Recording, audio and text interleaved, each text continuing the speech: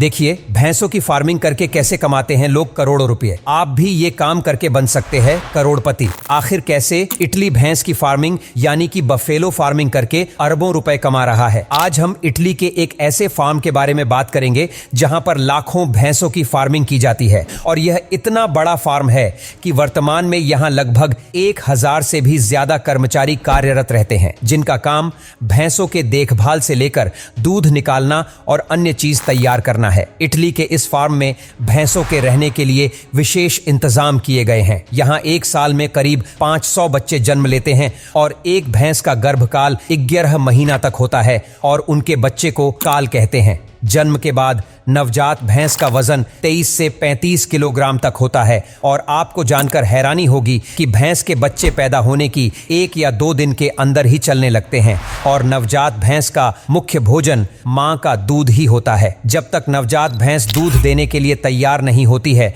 तब तक फार्म में इनकी अच्छे से देखभाल की जाती है। जब किसी नए फार्म में भैंसों को रखा जाता है, तब वहां सबसे पहले उनकी बीमारियों की जांच होती है और तमाम प्रोसेस के बाद भैंस को दूध देने के लिए ट्रेनिंग दी जाती है। यहाँ फार्म में एक भैंस एक दिन में 13 से 14 लीटर दूध देती है। आमतौर पर एक भैंस दिन में 2 बार दूध देती है, लेकिन यहाँ फार्म में मशीनों की मदद से 3 बार भैंस का दूध निकाला जाता है। दूध निकालने के लिए भैंसों को एक एक करके फार्म के मिल्किंग प्रोसेसिंग एरिया में लाया जाता है। भैंस का दूध निकालने के लिए यहाँ खास किस्म के मिल्किंग टेक्नोलॉजी का इस्तेमाल किया जाता है और यहाँ लगभग 40 लाख लीटर भैंस के दूध का उत्पादन होता है। इसके 1 लीटर दूध के लिए 80 से 100 के आसपास चुकाने होते हैं। जब यहाँ भैंस से दूध निकालने का कार्य पूरा हो जाता है तो भैंसों को वापस बाहर छोड़ दिया जाता है। दूध निकालने के बाद भैंस के दूध से यहाँ तमाम डेयरी प्रोडक्ट्स बनाए जाते हैं। इसके अलावा